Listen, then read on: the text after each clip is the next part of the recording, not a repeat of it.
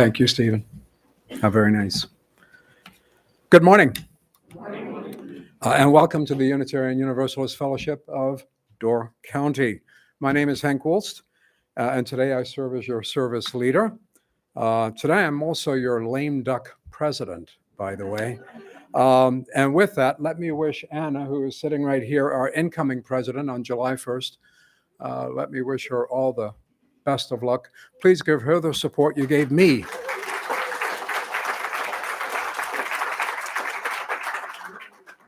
And she is also leaving Tuesday, by the way, to be our delegate at the UUA General Assembly in Pittsburgh.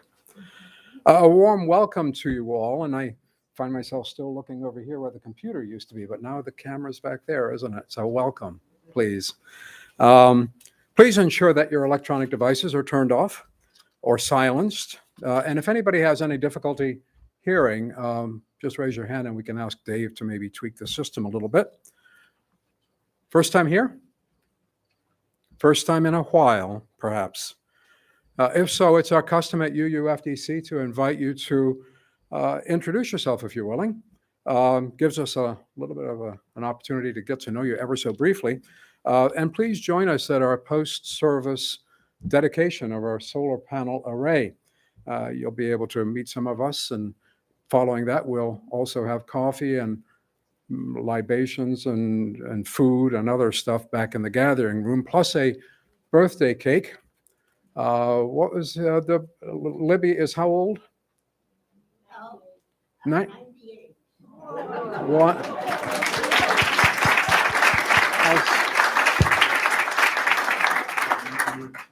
Does that warrant a little happy birthday?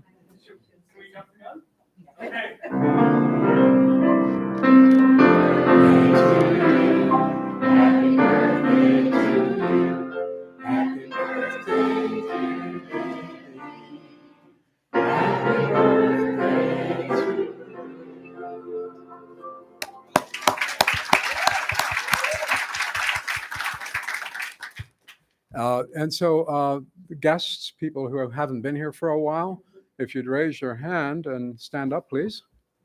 Carl Miley, Rock Island, Illinois, good friends of the boys.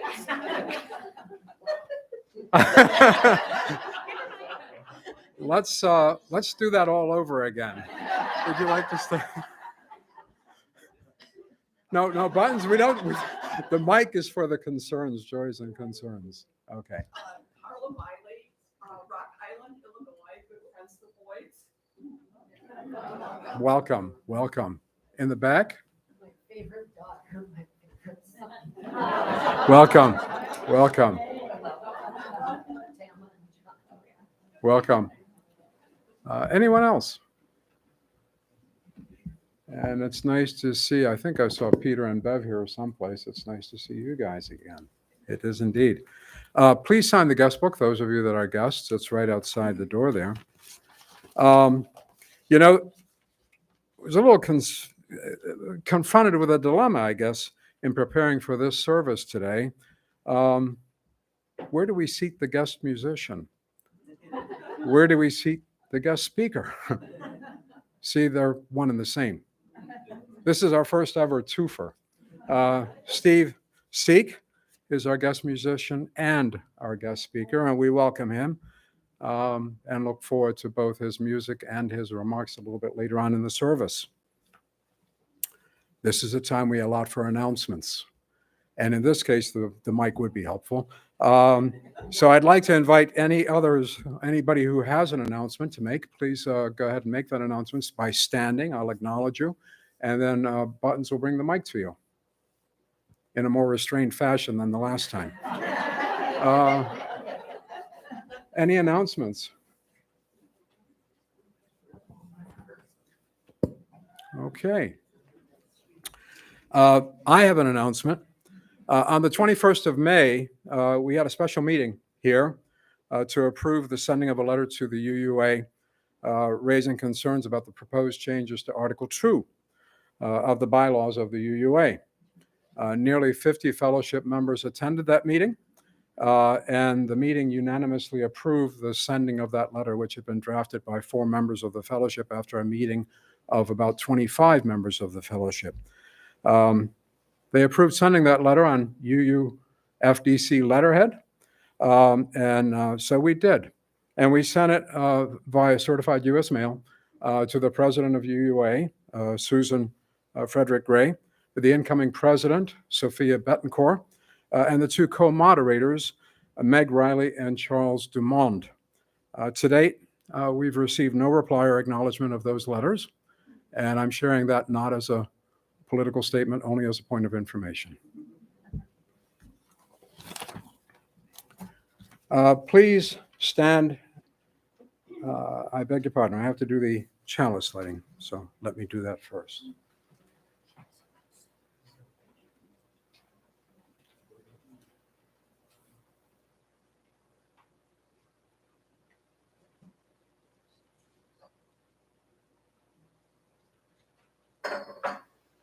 And I like the chalice with words by Wendell Berry, wonderful American novelist and poet and a farmer from Kentucky who still lives. He's been well into his 80s.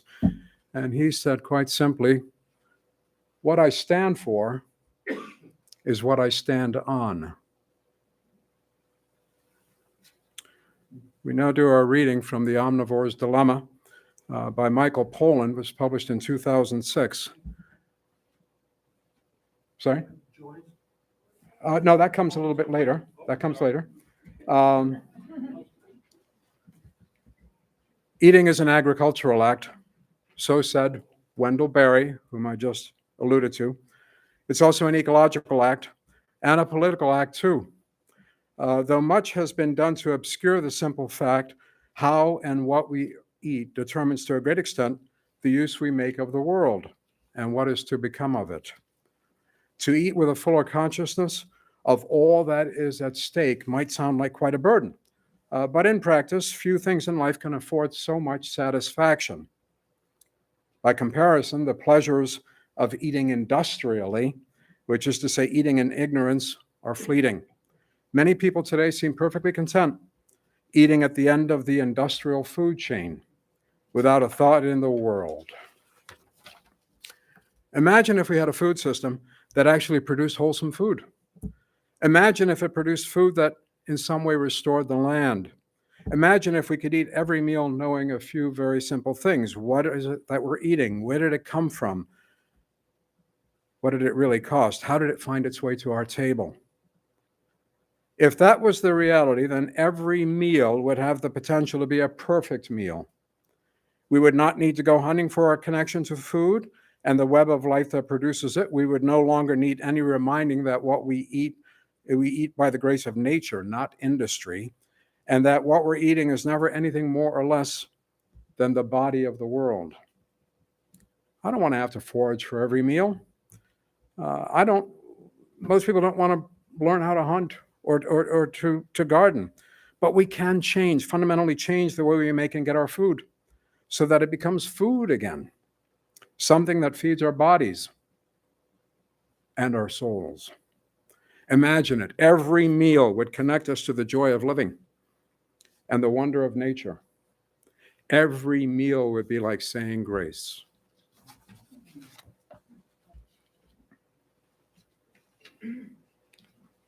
Let's now sing. Stand first, please, if able, and sing hymn number 207, Earth Was Given as a Garden. Thank you.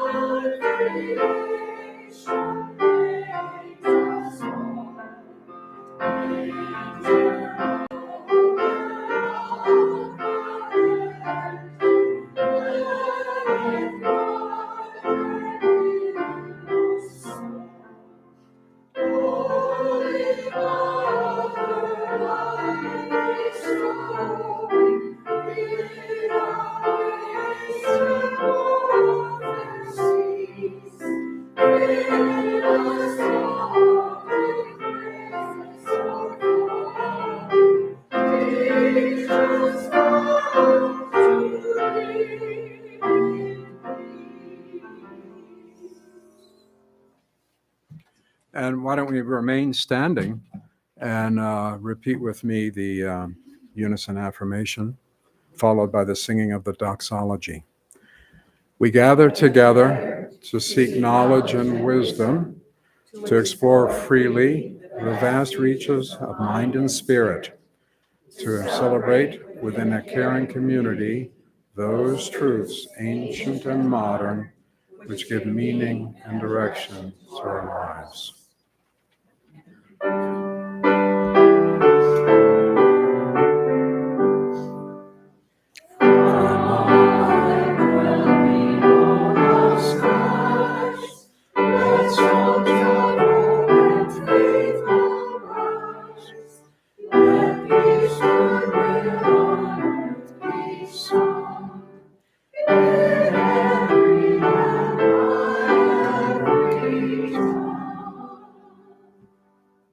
Please be seated.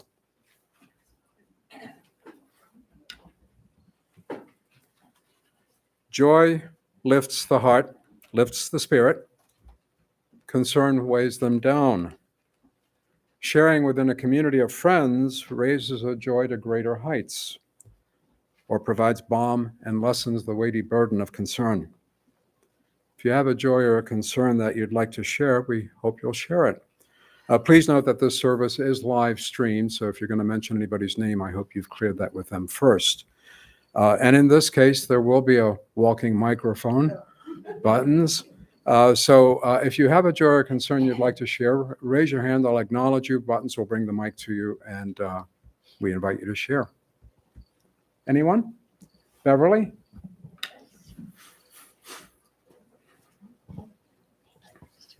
Hi, I'm Beverly Conroy.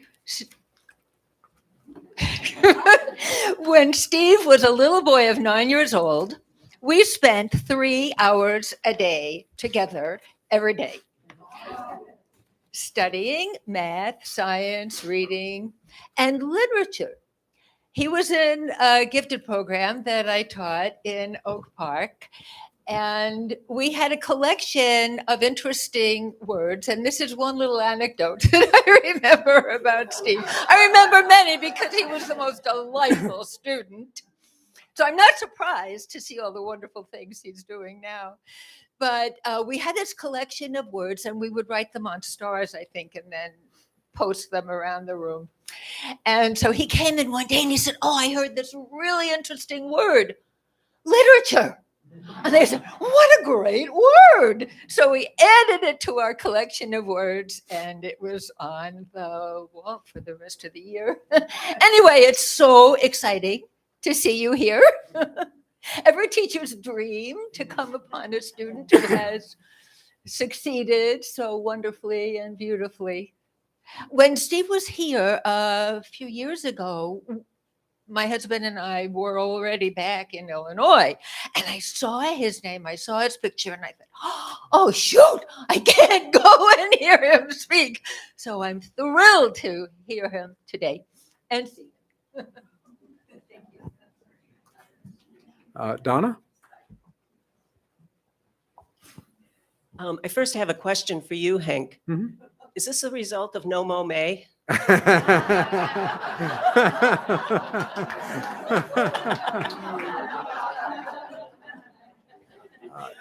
No.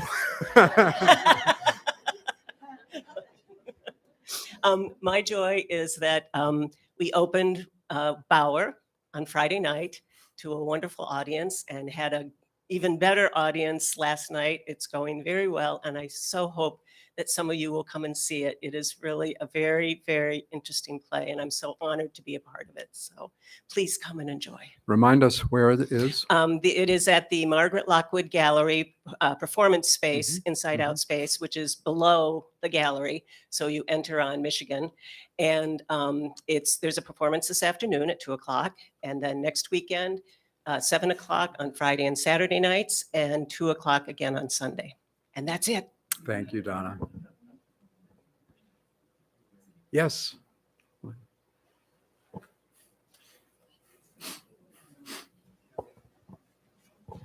I just want to thank my brother and sister-in-law, Mike and Dottie, for joining us. Oh, I'm sorry. I want to thank my brother, Mike, and sister-in-law, Dottie, for coming from Ottawa, Illinois, to join us in celebrating.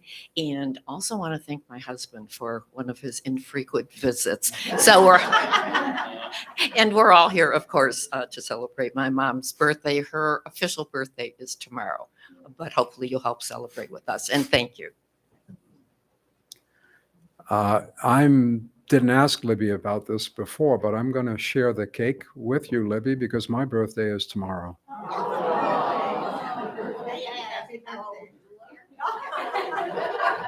73.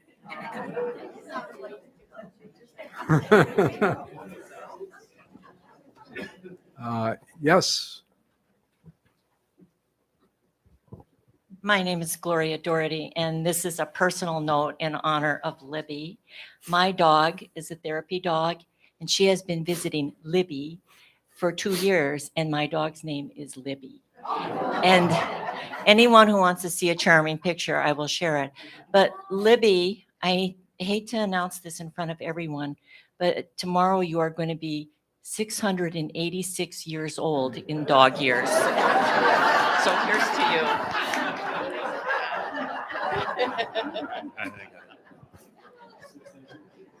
Hi, I'm John.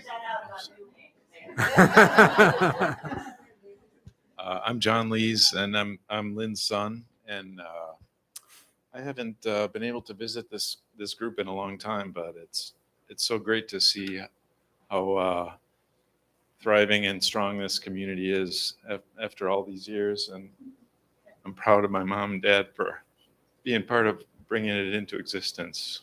So it's really good to be with you all today. We are proud also. Yes, Jeff.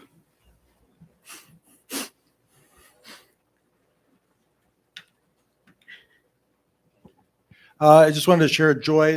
This coming weekend, I'll be attending the Midwest Renewable Energy Fair. It's the longest running fair, I believe, in the U.S., the largest. And I've been attending for many years, and it's on renewable energy and sustainable living. If anybody is interested, I happen to have 2 complimentary tickets, so I'd be willing to share those. Thank you. Oh, sorry. It's near Stevens Point, Custer, Wisconsin, Friday, Saturday, Sunday. Tons of courses that you learn how to do various stuff, exhibits, people selling stuff, all kinds of stuff. So it's a nice fair. Good food, too. Meg? Buttons? Meg up here.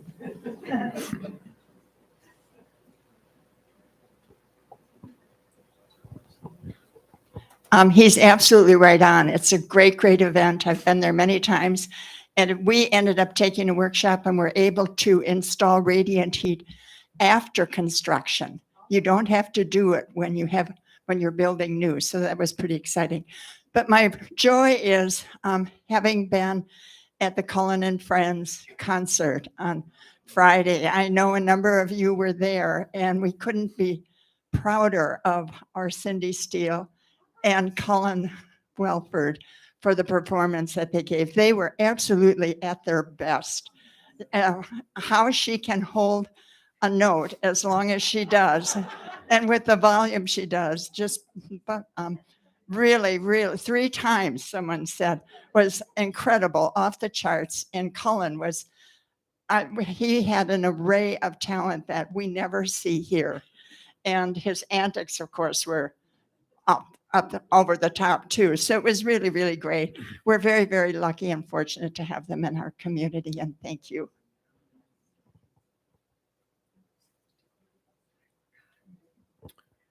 Any other joys, concerns? Yes, Beverly.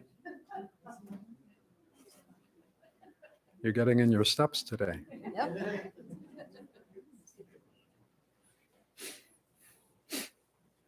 Speaking of music, there's another joy. The Midsummer's music season has started, and we heard, actually, Peter and I went twice already to hear the Bartok piano quintet and Fauré quartet. I think it was piano quartet. And they're playing here on Tuesday evening at 7 o'clock. I really encourage you to come.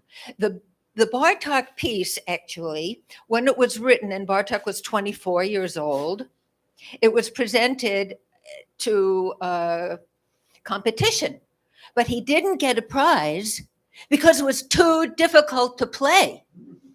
But our Midsummer's Music plays it beautifully. And Diane was there for the second time last night also.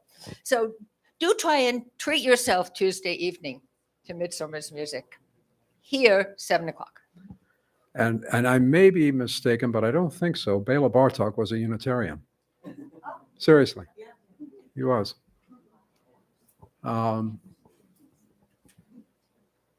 One final joy, and that is to remind everybody that at the conclusion of the service, directly at the conclusion of the service, we're going to adjourn to outside by the solar panel array and for a dedication ceremony.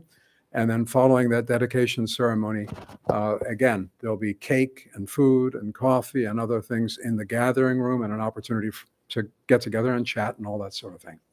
So just a quick reminder.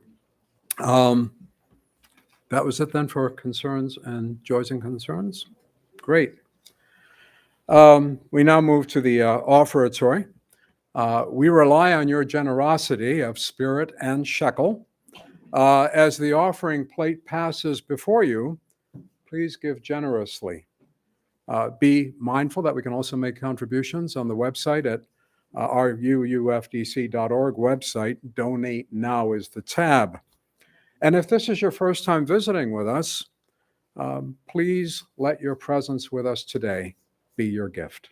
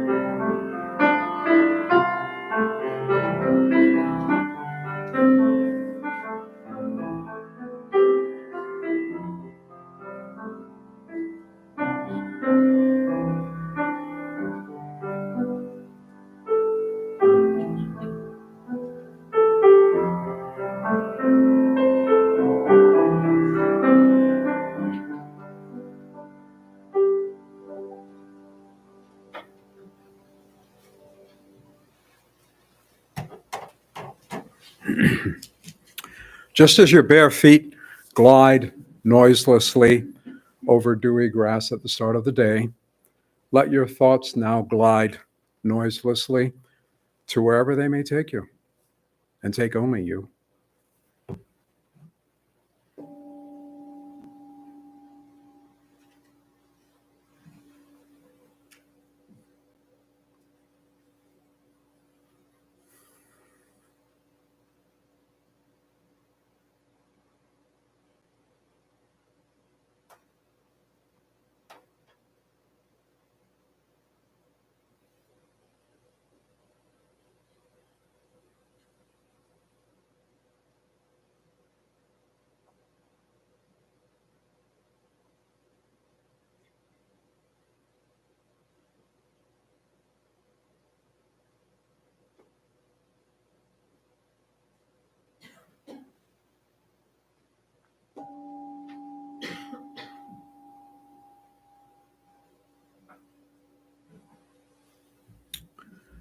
Seek, and you shall find out more about food ethics and Unitarian Universalism. Today we'll do just that, as our guest speaker, Stephen Seek, shares his insights into this consuming topic. Providing food for thought, something to chew on. Some of you may recall that Stephen has appeared with us before, back in October of 2021. On that occasion, and I was fortunate then also to be the service leader. I don't know how Stephen feels about that, but in any case, it's wonderful to see him again. And at that time, he shared his research and reflections on what it means to be in community from his perspective as a choir leader. Today, however, the perspective has changed, and he will talk to us as an eater and a Unitarian, concerned and consumed by the ethics of food, what we put on our plates, and how we mesh what we eat with our respect for the interdependent web. Steve is a faculty member at Lawrence University's Conservatory of Music and also the director of music at the Fox Valley UU Fellowship. He's also a seminarian at Meadville Lombard Theological School with aspirations, and they're not just aspirations, they're imminent, with aspirations to a UU ministry. We are indeed fortunate to once again have Steve with us.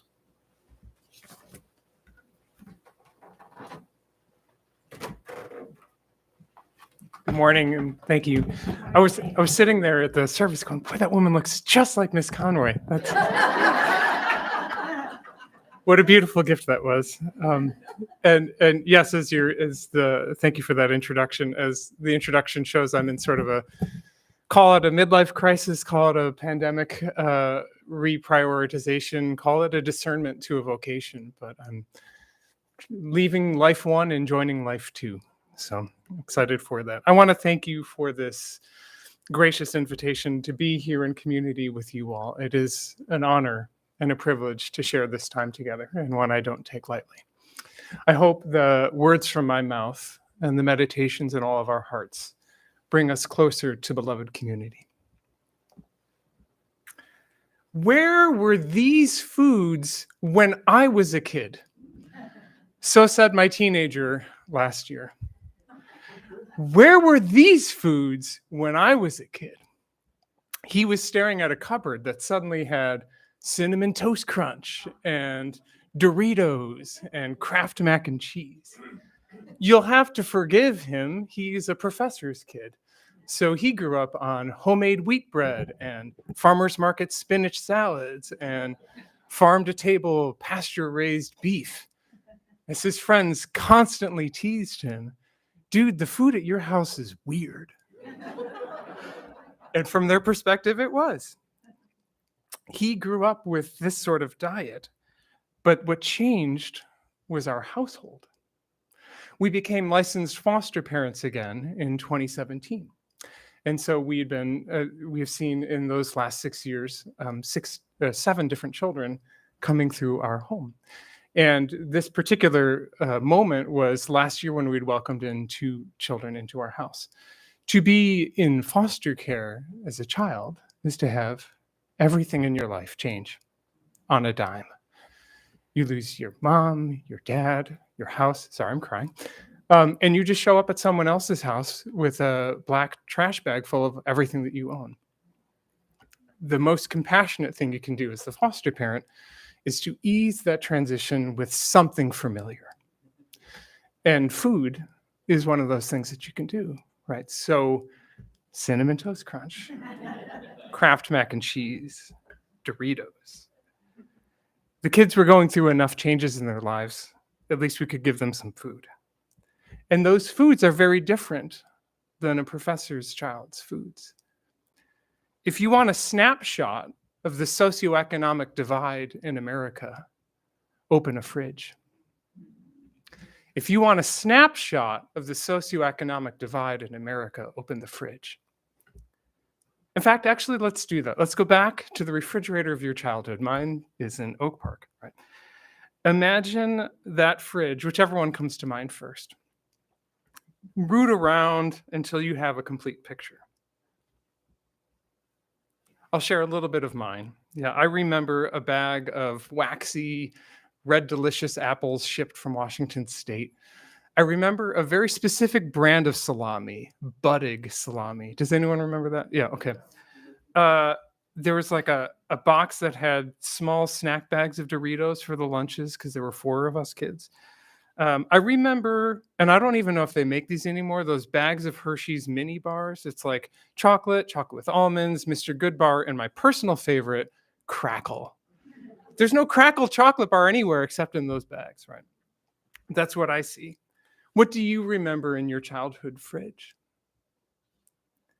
Most of my friends' fridges were variations of mine. My father was a self-employed carpenter, and my friends were, the civil servants, teachers, nurses, things like that. For the most part, we were in the same socioeconomic circle. But there's one friend's fridge that sticks in my memory. It was empty. As in, 1 bottle of water, takeout leftover, a rotting banana on the fridge, and a box of granola bars in the cabinet empty. Now, I want to be clear, my friend was not starving. Medically speaking, he was the most overweight in the circle. He just didn't have any groceries at home. He was also the only one in the friend circle who lived with a single working mom, a mom who probably didn't have time to work at a very demanding job, raise her children, and then also shop and cook. I think they got takeout every night. Efficacy overtakes virtue pretty quickly when you have that limited amount of time.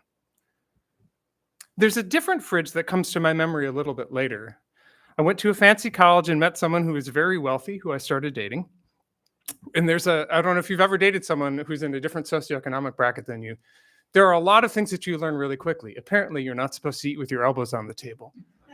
Missed that memo. So I remember visiting her home for a holiday and was shocked to find an empty refrigerator. Now, this is a different empty. This was 2 bottles of very nice white wine, artisanal cheese, a quart of milk, and a bag of organic baby carrots, kind of empty.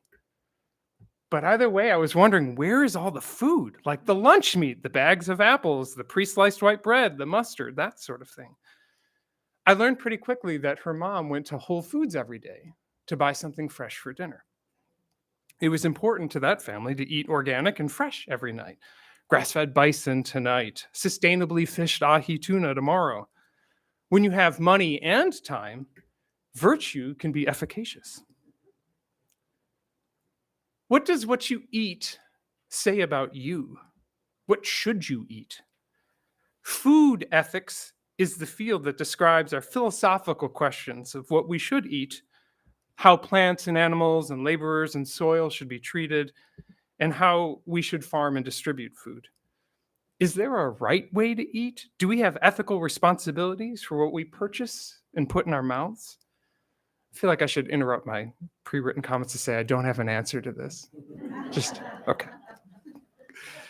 Conversations in America about food focus on our consumer choices and responsibilities, on the decisions we make in the grocery store with our wallets. We live, of course, in a capitalist economy. We put our money where our values are. Hence, when we talk about food ethics, we often talk about what we want to buy, given its ethical outcomes. Who gets our money? Imagine yourself then at the grocery store that you normally frequent, and let's ponder together as we go through the aisles. Here's some considerations. Ethical consumers usually want to purchase food from companies that treat their employees well, right? What are the labor practices of this food producer? We don't want to support blood diamonds, right? That support finance war and child terrorism. We don't want to support food industries that harm workers. So imagine you're looking for coffee. Does the label say fair trade or not? Does this meat supplier create unsafe conditions for workers? Are the workers in the field exposed to dangerous levels of pesticides with this broccoli? And if that's the case, should we be getting the organic broccoli instead? So that's one thought, is how are the laborers treated? Or maybe we're choosing the organic broccoli not because of the worker conditions, but because we don't want to support companies that contribute to the degradation of our only environment that we get. Ethical consumers would rather purchase food that is sustainably raised. Maybe we buy that pasture-raised beef because we don't want to support the clear cutting of the Amazon forest for mass-produced beef. Or maybe we buy the tofu instead of the beef since cattle are a major contributor to greenhouse gases. Or maybe that's actually not why we choose the tofu. Another consideration is that ethical consumers would prefer to reduce the amount of harm to other beings. So a person could live well on a plant-based diet, then killing animals for the pleasure of eating them would probably be avoided. If you don't need to kill that animal to eat, why do it? And if approximately 36% of the world's grains are grown as feed for animals, ethical consumers argue that plant-based diets would provide more farmland to feed our growing world. And if we're thinking about sustainability of the planet, we may need to reevaluate what it's reasonable to expect to be available year-round. Ethical consumers prefer to shop locally and eat seasonally. Shipping food across the world so that I could eat a Central American banana and drink African coffee all year is demonstrably unsustainable. And ethical consumers prefer to purchase food that is locally raised and straight from farm to table, like the beef that my son's children made fun of. Conversations about ethics can get a little abstract, but in reality, the most popular argument for ethical eating, such as that term means, is that it's delicious. It tastes better. Free-range eggs taste better than factory-farmed eggs. We raised chickens when I was teaching in Virginia, and you could crack the egg and it would just stand up. I didn't know eggs did that. Fresh, local, organic Jonagolds from a farmer's market? Oh, they taste so much better than those waxy, red delicious apples that I ate shipped all the way from Washington. If you're making these decisions in an actual grocery aisle, you probably realize that the biggest challenge to this kind of diet is that it costs a lot more. Whole Foods is popularly called whole paycheck, and not without cause. My family of origin would have never afforded Whole Foods groceries, nor could my friends' families. And to compare with other fridges, my high school friend's empty refrigerator, right, the one who was larger than all of us but had no food in his fridge, those were all the hidden costs of single parenting. Without the free labor of a second parent to help with shopping and cooking, takeout every night actually costs a lot more. Simultaneously, it's much, much worse for your health. So by contrast, my girlfriend's empty refrigerator in college was a sign of her extraordinary privilege, of time, of money, to eat and purchase that freshly farm-raised bison and organic Jonagolds. That's the thing. Most of us don't go up and down the grocery aisles making abstract philosophical decisions. Unless you're really wealthy, you make prioritized decisions with what you have. You have limited resources and you're hungry. For most people, actually, paying the grocery bill is a significant financial challenge. 64% of America lives paycheck to paycheck right now. 64% of America lives paycheck to paycheck. I have all the footnotes here because I'm an academic, so I can send you the links if you want. And I should note as just a thing here that I'm at that point in seminary where I'm working this summer in clinical pastoral experience with the unhoused in Appleton, with the homeless. And the population that we're serving in our shelters is about a third of the actual unhoused in the community. Most are living in the park.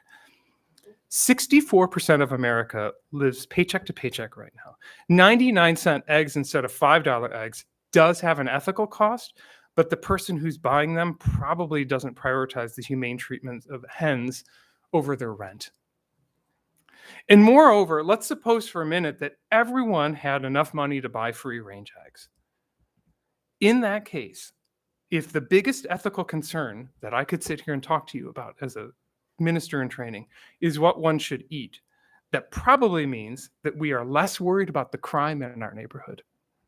It probably means that we are not as worried about the police and their interactions with us, that we're less worried about our health insurance and medical costs, that we're less worried about job security and working conditions, that we're less worried about being discriminated at work or school or in the community.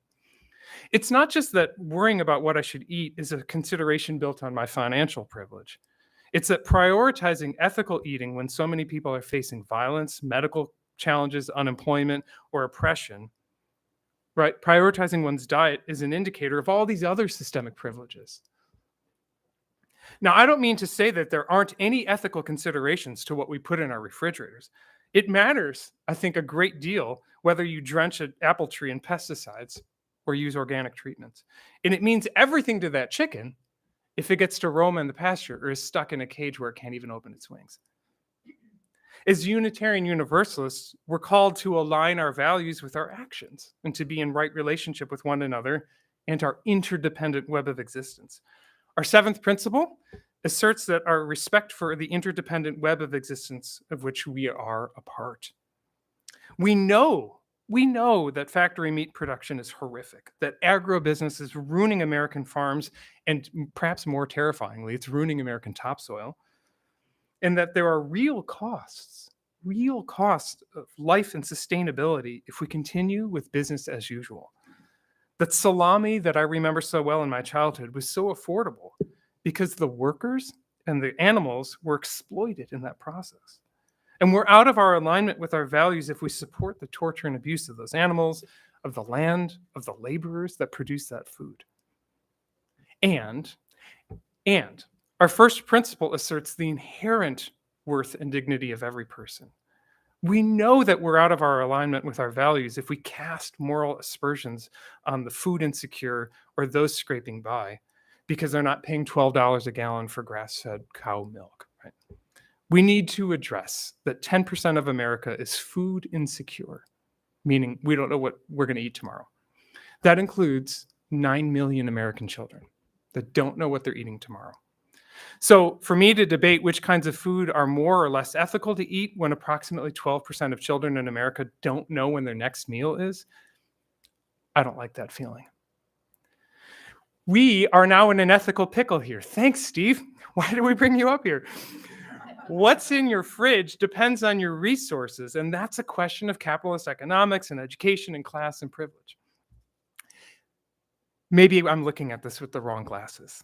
So let's try something. Let's take off the capitalist glasses, and those are the ones that show us that we express ourselves through our purchasing.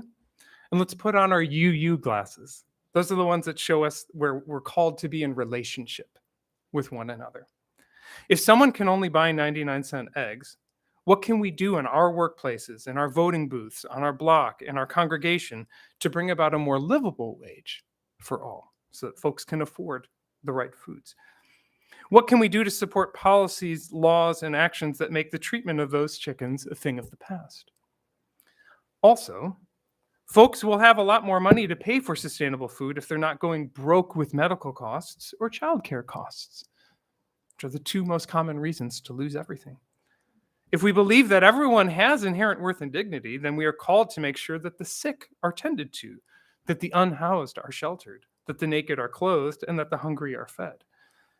Right? You know, Maslow's hierarchy of needs, the bottom is non-negotiable, in as much as all of God's children need food, housing, and clothing. And if we draw from our seventh principle, our Buddhist and pagan traditions remind us that the definition of we needs to be more expansive, that humans are a part of the web of creation. And let's be clear, the way we currently produce food, as Michael Pollan so eloquently writes, cannot be sustained. We cannot continue to dedicate millions of hectares of land to feeding cattle as fast as possible so we can eat as much meat as possible. Every part of that process is unsustainable to the earth. The Haber-Bosch process that creates the chemical fertilizer through enormous use of fossil fuels, the tonnage of fertilizer that we throw on our overused soil to grow that feed, the inevitable runoff of that fertilizer, whose nitrogen ruins our lakes and streams, the tonnage of pesticides that kill our pollinators, the tonnage of methane that cows, who are not meant to eat corn, end up producing, the inhumane treatment of animals in factory meat production, the inhumane treatment of the human laborers in that factory meat production. These stories you know, and our hearts break to see the web of creation so violently torn. Do not worry about what you shall eat is a reference, right? Some of us clock that reference. It's from Jesus' Sermon on the Mount. It shows up in Matthew 6 and in Luke 12. And if you take that line just eisegetically like that, do not worry about what you shall eat, it sounds silly. Of course you should worry about what you will eat, right? I'm already thinking about how hungry I am currently. I ate at 6, right? You can't not worry about what you're going to eat. And we know that Jesus wasn't rich. He was no one from nowhere, right? Do not worry about what you shall eat was part of a broader message. If you're pursuing survival, you will get survival. But you are meant to do more than survive. You are called to thrive. And trying to fulfill the need cycle over and over is not the end of our existence. It's part of the broader message. In fact, we are inextricably bound together. My joy, my health, my spirit is woven together with yours, Door County. Our joy is woven with the parent who is choosing between paying for groceries or heating, or with the child that is raised in a food desert. Do you know that term? It's when there's no fresh food nearby. My joy, my health, my spirit is woven together with the river near me, with this beautiful lake near us, with the soil beneath our feet. Yes, eating sustainably is a way to affirm our interconnection if we do so in that spirit of relationship. But we do not have to frame this discussion in a capitalist narrative that we bring to our collective redemption with purchasing. That is a game for 1% of us. Collective conversation, collective policy, and collective action can bring about a healthier, more delicious food and a more sustainable world. And may that be so. Amen.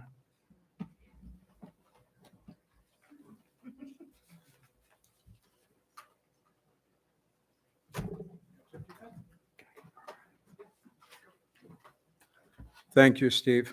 There's a lot there to unpack. Please stand if able and join in the singing of hymn 134, Our World is One World.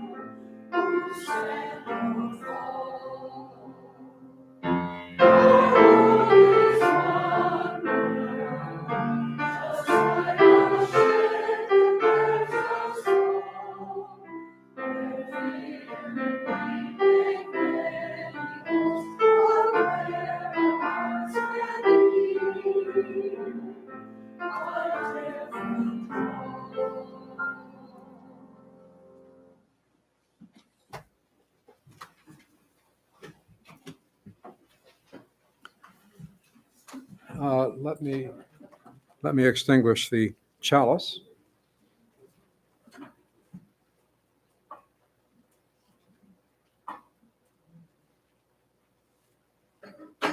Again, with words from Wendell Berry. I'd rather rely on Mother Nature's wisdom than man's cleverness. Following the postlude, please join us in the back parking lot. And Gwen or Meg, any particular place or just on the asphalt by there? Are there chairs? I didn't know that. Okay.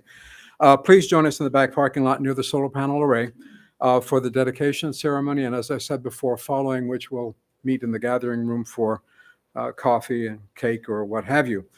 Stephen, you'll join us, I hope, for both, and have the opportunity perhaps to talk with Steve a bit in the gathering room as well, about what he said, as well as about his future career as a Unitarian minister, Unitarian Universalist minister. Thanks again, Steve, very much. And I'm done.